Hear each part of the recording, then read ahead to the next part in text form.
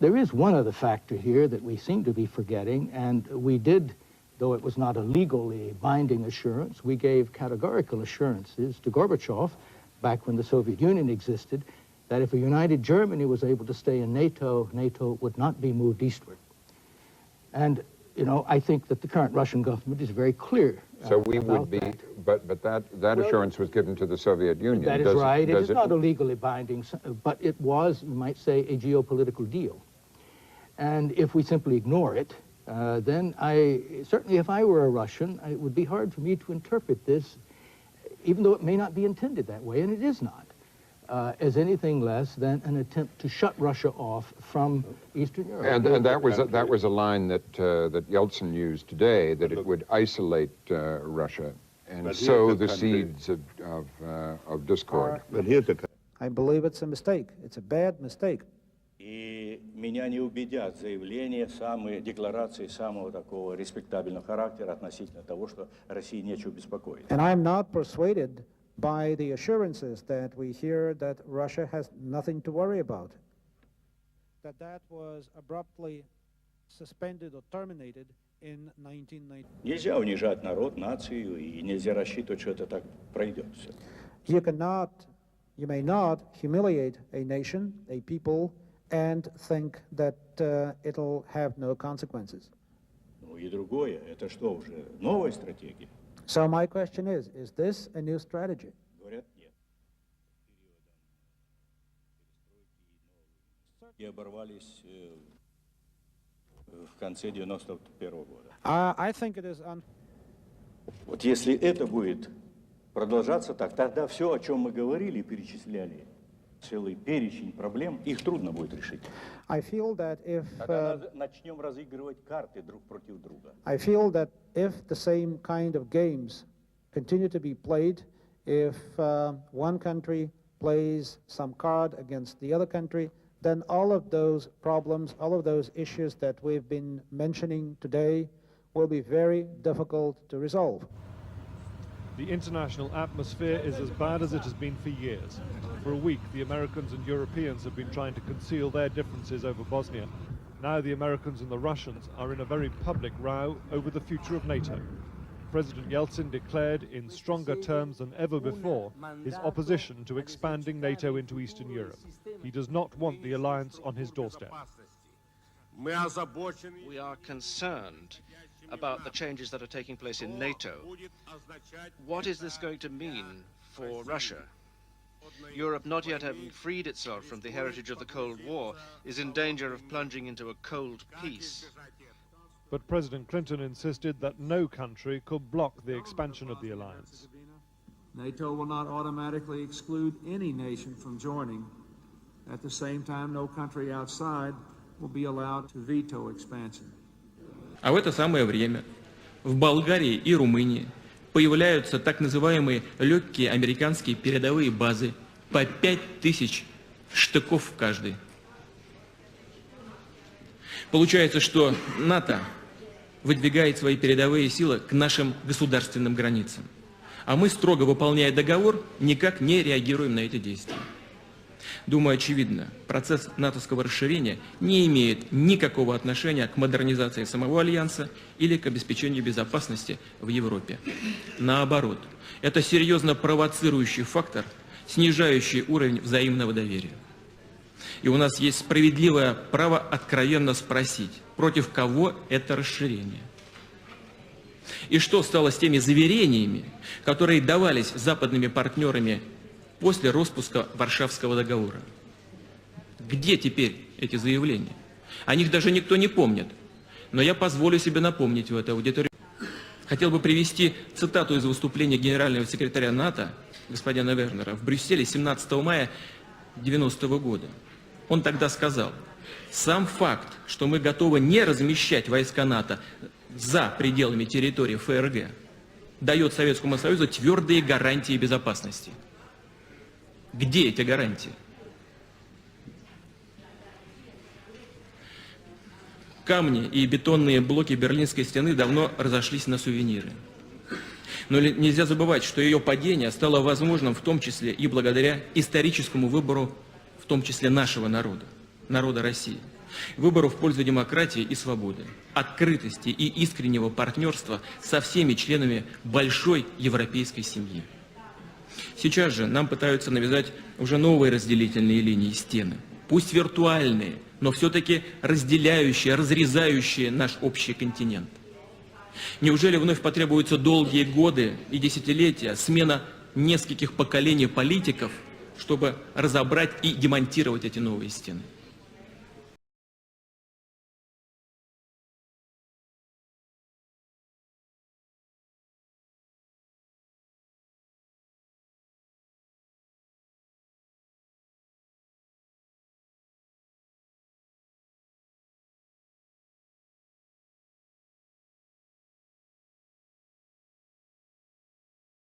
Deal with Russia based on staring into his eyes and seeing his soul. You deal with Russia based on what are the national security interests of the United States of America. That means that we, as one of the biggest consumers of oil, 25% of the world's oil, have to have an energy strategy, not just to deal with Russia, but to deal with many of the rogue states we've talked about, Iran, Venezuela. But we only have 3% of the world's oil supplies. And we use 25% of the world's oil. So we can't simply drill our way out of the problem. NATO and what countries like Georgia and the Ukraine, I think we have to insist that they are free to join NATO if they meet the requirements, and they should have a membership action plan immediately to start bringing them in. Now, that we need to bolster our friends and allies. And that, I think the Russians ought to understand that we will support, we the United States, will support the inclusion of Georgia and Ukraine and the natural process, inclusion into NATO. And watch Ukraine. This whole thing has got a lot to do with Ukraine, Crimea, the base of the Russian fleet in Sevastopol, and the breakdown of the political process in Ukraine between Tymoshenko and Yushchenko is a very serious problem. So watch Ukraine, and let's make sure that the Ukrainians understand that we are their friend and ally. Yes, sir. No, actually, I think Senator McCain and I agree for the most part on these issues. And that's why I was the first to say that we have to rebuild the Georgian economy and called for $1 billion that has now gone in to help them rebuild. And I also understand that one of the complications is the Europeans, who are very dependent on the Russians for energy supply and business relationships, but they also need to recognize that if Putin is not stopped now, we could find ourselves in a real conflict with Russia down the road. Instruments that we have, over the long run, you simply want to change the structure of energy dependence. You want to depend more on the North American energy platform, the tremendous bounty of oil and gas that we're finding in North America. You want to have pipelines that don't go through Ukraine and Russia. For years, we've tried to get the Europeans to be interested in different pipeline routes. It's time to do that. And so some of this is simply acting, and acting as quickly as possible. Your fight is our fight. Ваша боротьба – це наша боротьба. 2017 will be the year of offense. Рік 2017 рік буде ріком нападу. All of us will go back to Washington and we will push the case against Russia. Ми всі повернемося до Вашингтону і ми будемо відстоювати санкції проти Росії. Enough of a Russian aggression. Досить вже російської агресії. It is time for them to pay a heavier price. Час вже, щоб вони заплатили важчу ціну. I believe you will win. I am convinced you will win, and we will do everything we can to provide you with what you need to win. Я вірю в те, що ви виграєте, переможете. Я переконаний в тому, що ви переможете, і ми вам допоможемо всіма можливими засобами. Це те саме гільзи.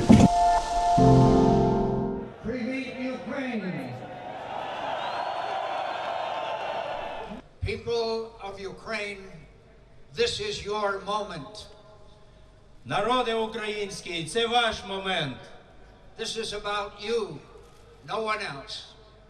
Це про вас. This is about the future you want for your country. This is about the future you deserve. Це про ваше майбутнє, про майбутнє вашої країни. Це про майбутнє, на яке ви заслуговуєте. A future in Europe. Майбутнє Європи. A future of peace. майбутнє миру, relations with all of your neighbors. майбутнє всіх ваших сусідів. The free world is with you. America is with you. I am with you. And the destiny you seek lies in Europe. І ваша доля, як ми вважаємо, знаходиться в об'єднаній Європі. Ukraine will make Europe better, and Europe will make Ukraine better. Thank you. Thank you.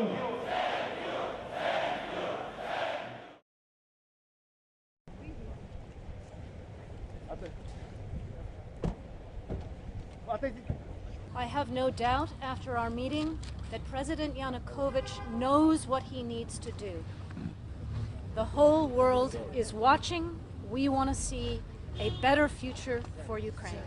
I made it absolutely clear to him that what happened last night, what has been happening in security terms here, is absolutely impermissible in a European state, in a democratic state. The United States stands with you in your search for justice, for human dignity, for security, for economic health, and for the European future that you have chosen and that you deserve.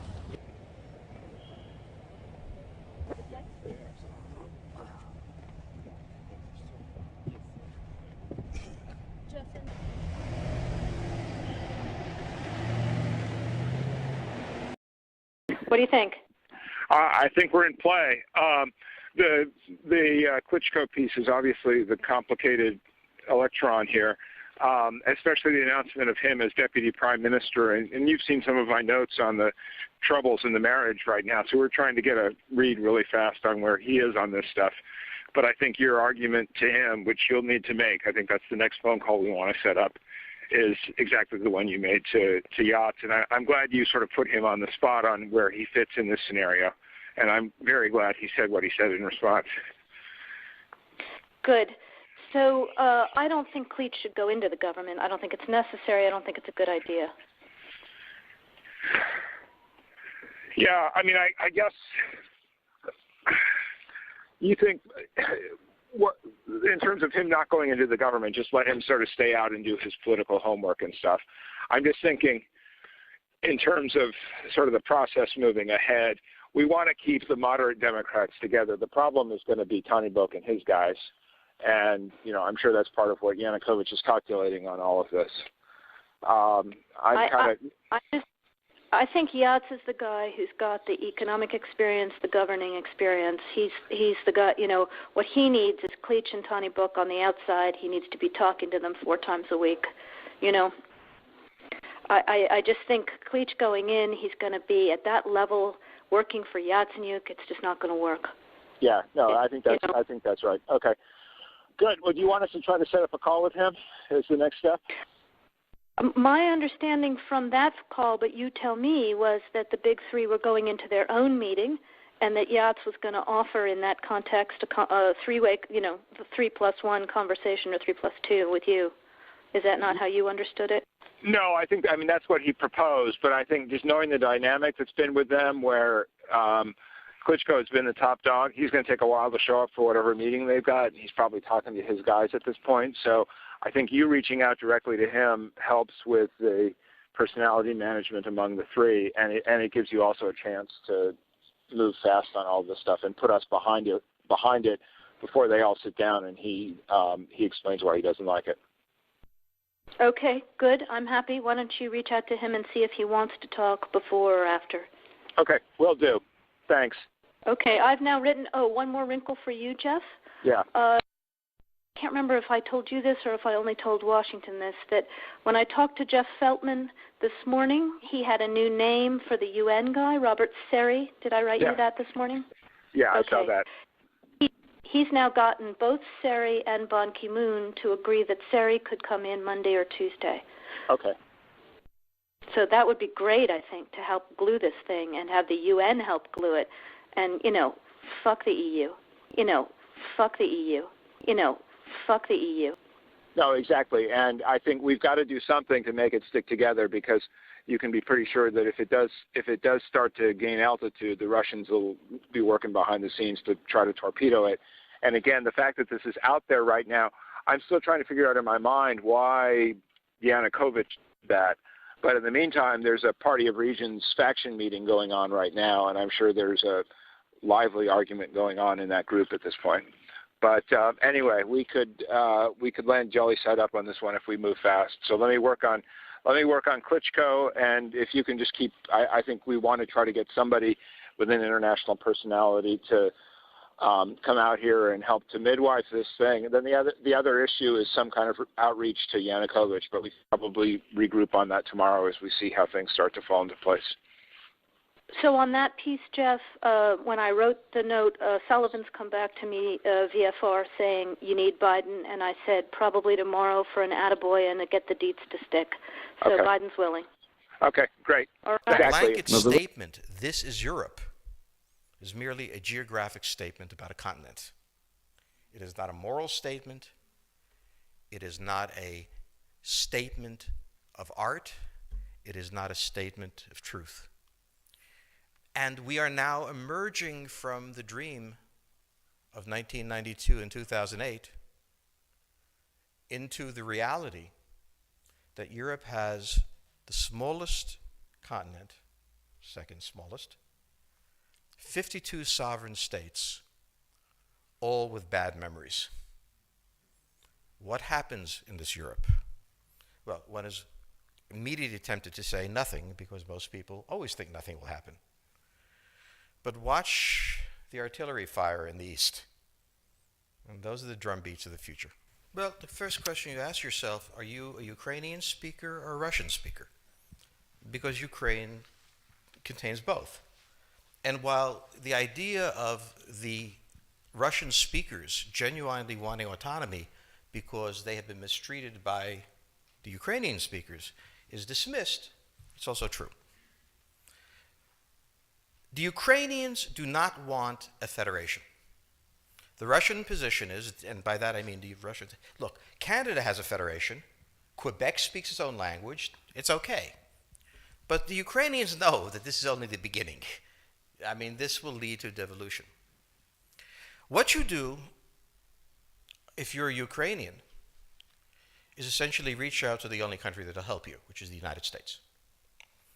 Last week, 10 days ago, General Hodges, Commander U.S. Army Europe, visited Ukraine. He announced that U.S. trainers would now officially be coming, not just unofficially coming.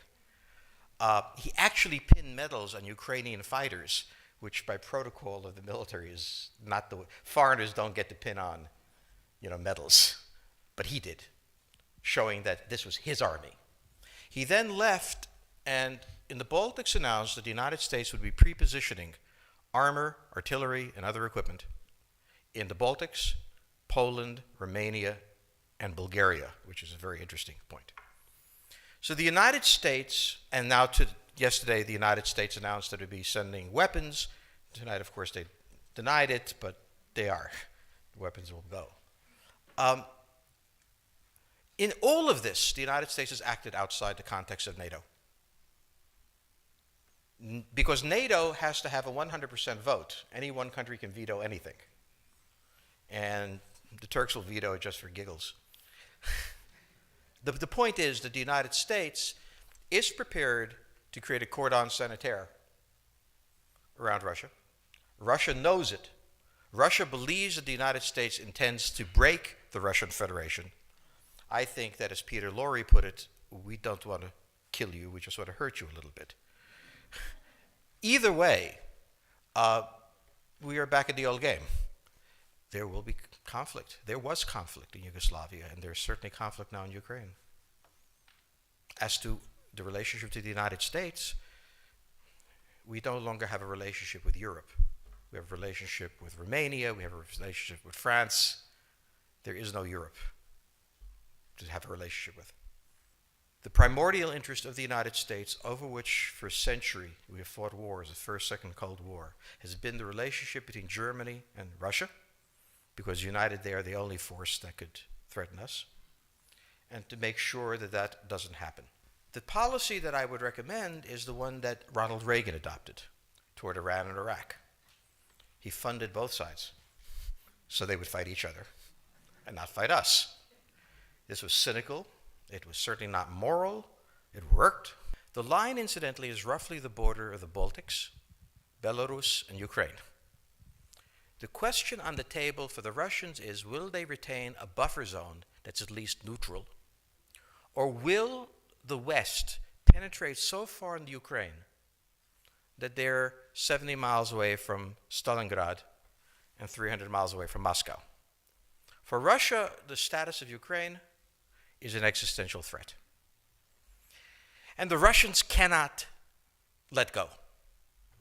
For the United States, in the event that Russia holds onto the Ukraine, where will it stop? Therefore, it's not an accident that General Hodges, who's been appointed to be blamed for all of this, is talking about prepositioning troops in Romania, Bulgaria, Poland, and the Baltics. This is the intermarium, from the Black Sea to the Baltic, that Pilsudski dreamt of. This is the solution for the United States. For the United States, the primordial fear is Russian capital, Russian technology, German technology and German capital, Russian natural resources, Russian manpower, as the only combination that has, for centuries, scared the hell out of the United States. So how does this play out? Well, the U.S. has already put its cards on the table. It is the line from the Baltics to the Black Sea. For the Russians, their cards have always been on the table. They must have at least a neutral Ukraine, not a pro-Western Ukraine. На завершення я хочу сказати про те, що чекали мільйони українських патріотів і багато років. Я підписав указ за незламність духу, відстоюванні національної ідеї, виявлені героїзм і самопожертву в боротьбі за незалежну українську державу, постановляю присвоїти звання Герой України з удостоєнням ордена держави Бандері Степану Андрійовичу.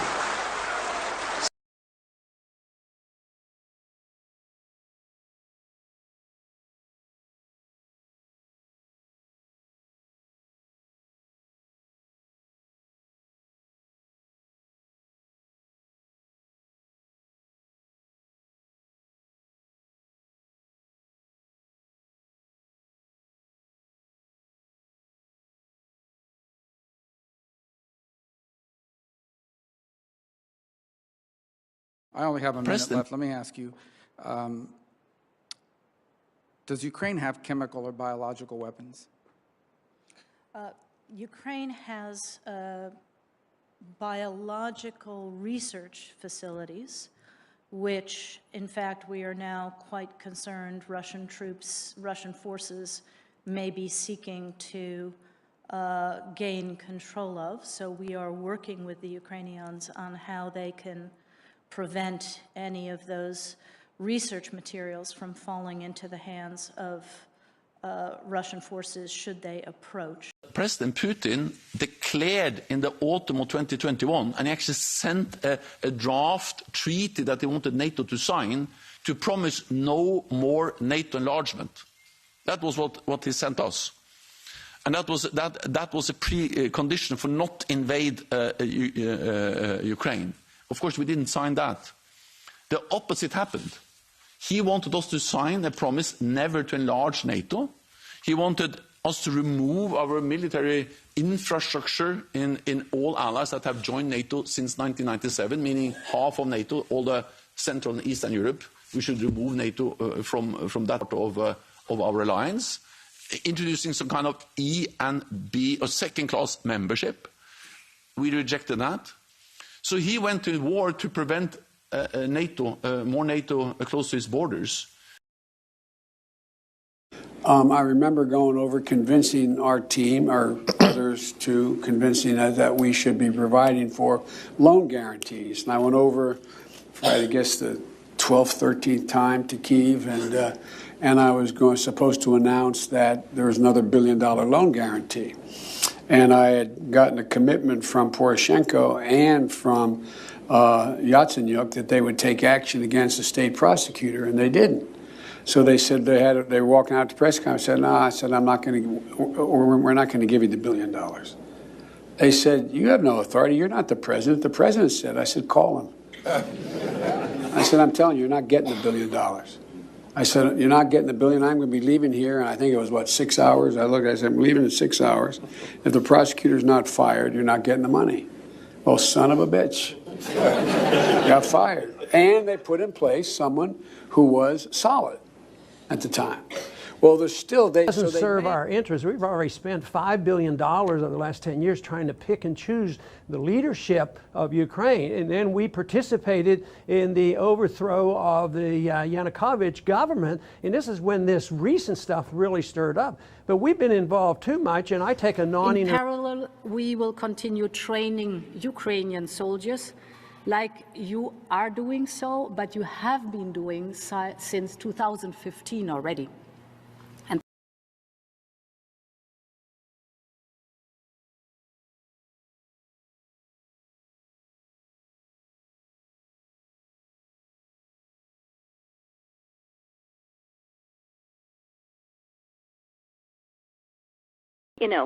Fuck the EU. Fuck the EU.